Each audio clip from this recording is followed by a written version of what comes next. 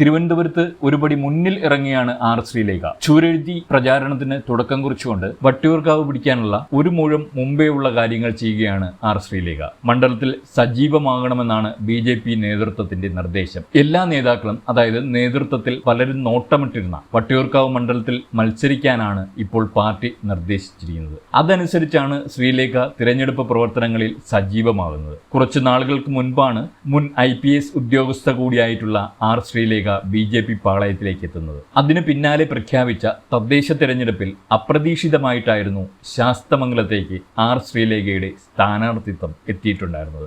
ശ്രീലേഖയുടെ സ്ഥാനാർത്ഥിത്വം വലിയ രീതിയിൽ തന്നെ തിരുവനന്തപുരം നഗരസഭയിലേക്ക് നടന്ന തിരഞ്ഞെടുപ്പിൽ BJPയെ പ്രചാരണത്തിന് വലിയ രീതിയിൽ സഹായിക്കുകയും ചെയ്തിട്ടുണ്ടായിരുന്നു. ഒരു ഘട്ടത്തിൽ മേയർ സ്ഥാനാർത്ഥിയായി വരെ ഉയർത്തി കാണിക്കുകയും ചെയ്തിരുന്നു. പക്ഷെ പിന്നീട് തിരഞ്ഞെടുപ്പ് ഫലം പുറത്തു വരികയും ശ്രീലേഖ മാറി നിന്നുകൊണ്ട് മേയർ സ്ഥാനത്തേക്ക് VV രാജേഷ് എത്തുന്ന കാഴ്ചയും നമ്മൾ കണ്ടിട്ടുണ്ടായിരുന്നു. പലപ്പോഴും മാധ്യമങ്ങളെല്ലാം ഇത്തരത്തിൽ അടുത്ത നിയമസഭാ തെരഞ്ഞെടുപ്പിൽ മത്സരിക്കുമോ എന്നുള്ള ചോദ്യത്തിന് മറുപടിയായി ശ്രീലേഖ പറഞ്ഞത് അത്തരത്തിൽ ഒരു ചിന്തയും തന്റെ മനസ്സിൽ ഇല്ല എന്നും അടുത്ത 5 വർഷത്തേക്ക് മത്സരിക്കില്ല എന്നുള്ള ഒരു പ്രഖ്യാപനവും മുമ്പ് നടത്തിയിരുന്നു. ഏതായാലും ഇപ്പോൾ സംസ്ഥാന നേതൃത്വം തന്നെ ശ്രീലേഖ മണ്ഡലത്തിൽ കൂടുതൽ ശ്രദ്ധ ചെലുത്താനായി ആവശ്യപ്പെട്ടിരിക്കുകയാണ്. വട്ടിയൂർക്കാവിലേക്ക് ഇത്തവണ BJP സ്ഥാനാർത്ഥിയായി ശ്രീലേഖ തന്നെ മത്സരിക്കുമെന്നാണ് ഏറെക്കുറെ മനസ്സിലാക്കാൻ കഴിയുന്നത്. അതിന്റെ തുടക്കമെന്നോണമാണ് ഇപ്പോൾ ചൂരെഴുത്ത് പ്രചാരണത്തിന് BJP തുടക്കമിട്ടിരിക്കുന്നത്. കഴിഞ്ഞ ദിവസം BJPയുടെ സംസ്ഥാന അധ്യക്ഷൻ രാജീവ് ചന്ദ്രശേഖർ ഇത്തരത്തിൽ